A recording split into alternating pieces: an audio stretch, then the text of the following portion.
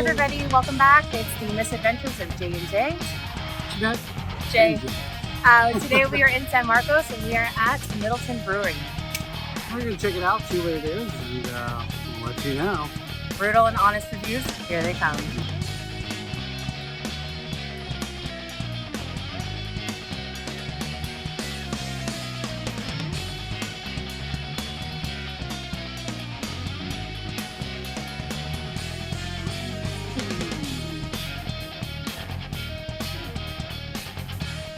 So here's an outdoor patio area, quite nice. Here they have some picnic tables and heaters with the weather. Calls. We got 5 4-ounce pours for $12. Not bad. This time we're just going to share the flight. So we'll tell you what it contains. All right, everyone. Here we are at Middelton Brewery in San Marcos, Texas. Apparently they're going through some renovations. They didn't have the beers that we thought they were going to have. He's more of a Belgian fan, but we are open to trying different things. So our first beer is the Garnet. It's a Belgian amber, 5.8%. Let's see what this bad boy has to say.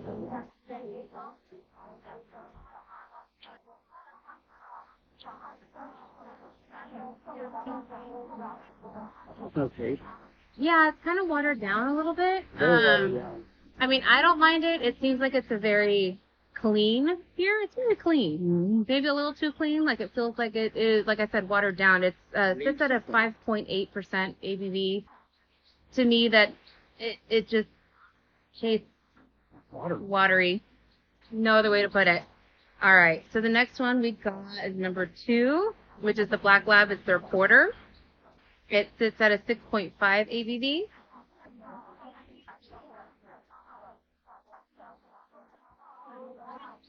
Wow.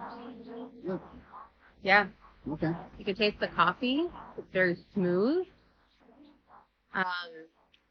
Not a bad porter. No, Wow. It's not very dark. I mean, it's like a porter, but It's very light.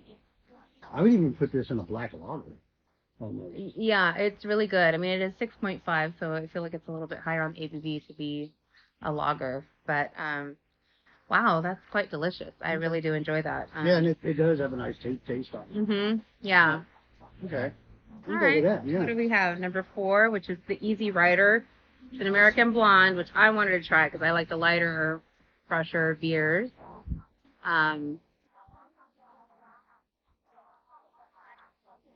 Wow. Okay. I like it. It's I kind of want that with tahini on the rim, or very light. Okay. Doesn't taste as watered down as the first one, the Belgian Amber, but it's not bad. Yeah, it's not bad. I mean, it's still a little light. It's very light, it's American Blonde. It's supposed to be. Okay. I could have a full pour of this with tahini on the rim, extra bonus points. But extra bonus points.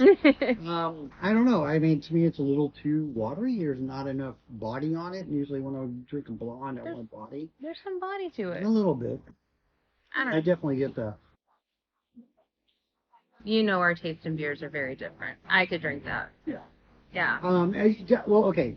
Saying that, I could definitely drink something like that. That would definitely be, I guess, what they consider crushable, where you could drink it all day and not get drunk. Not get drunk. Yeah, especially with what we drink.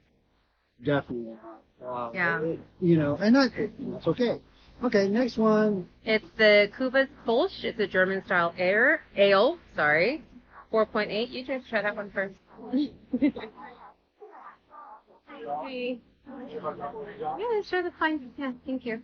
Go for it. Thank you. Thank you. Uh-oh. Second sip. I don't know if I told her Sure. first, to be honest. I don't know what I would call this. I would even put that in like a lager. Well, it's an ale. Yeah, it's an ale, but I think full style. I don't know. I would expect something more. Yeah. I will say, like, it's strange, but it feels like almost like this and this beer got married, and then this came out of it. It had a beer baby. Yeah, and I agree. I don't know if I would call it a Kolsch. I would definitely call it a German ale, because of the aftertaste has a bitterness, and which most German ales do have. It's a good bitterness. Don't get me wrong. I like it, but I don't know if I would call it a hash. Well, it's a Kolsch. Oh, I'm sorry, a Kolsch. Yeah. And it's the same thing with their blonde. I don't know. Yeah. Anyway. Yeah. I mean, it's good stuff. It's definitely drinkable. Oh yeah. It's drinkable. All right. Next is our Chunky Pug. It's an oatmeal milk By the way, stout. my dad did have a chunky pug. Aw, R.I.P. Yeah, Frankie. Frankie. So, Check cheers. this out. All right. So, oatmeal milk stout. It's at a 6%.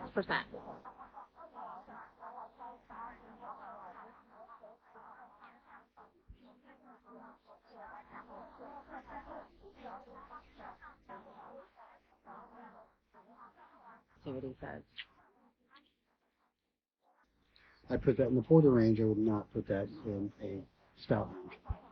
Why? Number one, it has a good flavor. I will give you that. It has a really great flavor, and I would put that in a porter. Only because there's no bodiness, there's no thickness to it, as with what you would get when you put oats in it and what you're supposed to put. That's because true. the mouthfeel. It's not a thick mouthfeel. It's not. I put that in porter range. I feel like consistency across the board. These beers are thin. Yeah, they're They're they thin. are thin. They are thin. They're not what the beer should be. It's not heavy, which is, I guess, a good thing. Right. But in a porter, like you said, you would expect it to be a little heavy. Stout, Like too. But I mean, I like them because I like thinner beer because I want to drink a lot of it without the terrible effects of it. Good luck with that. But overall, I mean, what are your thoughts on this place? And I don't want to badmouth beer and badmouth the place, but they're subpar. They're very subpar beer. To be honest, it's not what you would think, like this Garnet, or Garnet. Garnet, however you say it. Belgian Amber, nothing It's not Belgian about no, it. there is. But I will say I appreciate the fact that they didn't make these beers poppy. Yeah, I appreciate that they weren't just like, blow your mouth. right. Like, I feel like they're very light. It's very, very drinkable beer. Yeah. Every single one of these. Oh yeah, no. I feel like they're very, very drinkable, very Correct. delicious. Don't get me wrong. I would drink them. Yeah. But these are definitely beers that you would have during the summer. I would even drink this stout in the summer because it's thick. It's so light. It's light and thin. Yeah. I would even call it a stout light. Yeah. If, It's you know, good. It's very the flavor's good. The flavor's very good. This porter has a really good taste on it, and at the same time, I would completely call that a dark lager. Yeah. Just because the aftertaste with it fills in the mouth, I give it that dark lager. I'd put this in a porter. This blonde, I wouldn't call it a blonde. I would just call it an ale, to be honest. And yes, it is blonde in color, and technically that's how you do beers. It's a blonde color. The Kolsch, I wouldn't call it a Kolsch, to be honest. We drink a lot of Kolsches and, even blondes, but I don't know. And to be honest, I'm disappointed, but I'm not too disappointed. Does that make sense? Well, yeah. I mean, I feel like some places that we go to, like I said, are very hoppy, very overpowering flavors, and these are a little underpowering flavors. Yeah, they're subtle. They're subdued. Yeah, which is not a bad thing, so. Boy, y'all are lucky if y'all didn't see the power of her sneeze. When she sneezes, the world turns backwards. Half a degree Anyways. comes back. That was the first time. All right, well, Middelton Brewery, we like ya. We're not sure about ya. Nah. I mean, from what the employees said, that they're going through some renovations, some changes, and even changes in their beer. So maybe we just caught them on an off day, but again, not so off day, if that makes sense. Like it's like I feel like 50-50 right now. Yeah, there's not a lot of people here. But I mean, it's a Saturday, like 1 in the afternoon. So I mean, to be honest, the thing I keep staring at over here is their menu. No, just I don't know. I mean, it's a cool looking place. It's very well done. But for them to spend this much money on what they've built, and it's a really cool looking place, and the beer is subpar. I feel that they would need to update. They need it, and I feel like maybe that's in the process. So maybe we'll come back and we'll do another review. Yeah, definitely. But for now, like, subscribe, and in the comments, if you have any other places you want us to check out around Central Texas, hit us up. But for now, bye-bye. Bye.